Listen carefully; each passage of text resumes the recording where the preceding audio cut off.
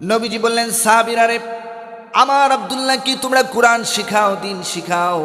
সাহাবায়ে কেরাম এবার আব্দুল্লাহকে কোরআন শিখাচ্ছেন, দিন শিখাচ্ছেন, ইলম শিখাচ্ছেন। এবার আব্দুল্লাহ পবিত্র কোরআনুল কারীম উচ্চ সুরে তেলাওয়াত করতে লাগলেন। হযরত আবু বকর, হযরত ওমর রাদিয়াল্লাহু তাআলা আনহু নবীজির কাছে এসে আরজি পেশ করলেন, ইয়া রাসূলুল্লাহ ওয়া ইয়া হাবিবাল্লাহ, আপনার আব্দুল্লাহর জন্য এত উচ্চ সুরে কোরআনুল কারীমের তেলাওয়াত করে আমাদের নামাজে কষ্ট হয়। নবীজি বললেন, ওমর, ও আমার সাহাবীরা শোনো, আমার এই আব্দুল্লাহকে তোমরা বাধা দিও না, কারণ আমার আব্দুল্লাহর ঈমান বড় দামি ঈমান।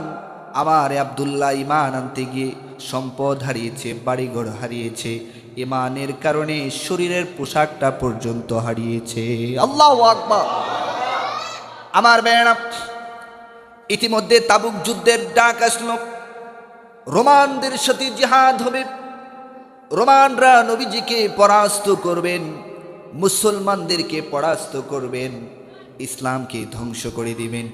এই ঘোষণা দিয়ে রোমানরা যখন যুদ্ধের প্রস্তুতি নিল, নবীজি সাহাবীদেরকে বললেন, ও আমার সাহাবীরা, যুদ্ধের জন্য তোমরা প্রস্তুতি গ্রহণ করো।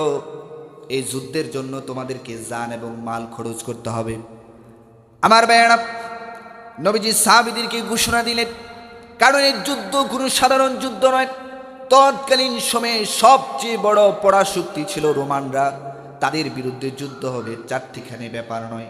নবীজি সাহাবীদের কাছে সম্পদ চাইলেন এবং জানও চাইলেন।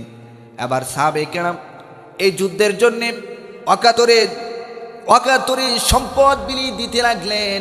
হযরত আবু বকর রাদিয়াল্লাহু তাআলা আনহু নিজের সমস্ত সম্পদে যুদ্ধে দান করেছিলেন। হযরত উসমান, হযরতে ওমর রাদিয়াল্লাহু তাআলা থেকে শুরু করে সব সাহাবে কেরাম নিজেদের সম্পদগুলো ভাগ করে করে নবীজির সামনে রাখতে শুরু করলেন। এই যুদ্ধে শুধু পুরুষেরা নয়, এই যুদ্ধে নারীরা নিজেদের কানের দুল, নাকের ফুল, হাতের বালাগুলো তারা নবীজির সামনে স্তূপ করে দিলেন। বিশাল সম্পদের স্তূপ তৈরি হয়ে গেল।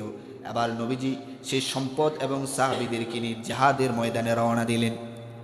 আমার বেয়ানা, এবার আব্দুল্লাহ জীমান আনতে গিয়ে কিচ্ছু আনতে পারে নাই। সব সাহাবীরা দান করেছেন, তিনি কিচ্ছু দান করতে পারে নাই, কারণ তার কাছে কোনো সম্পদ আছে নাকি?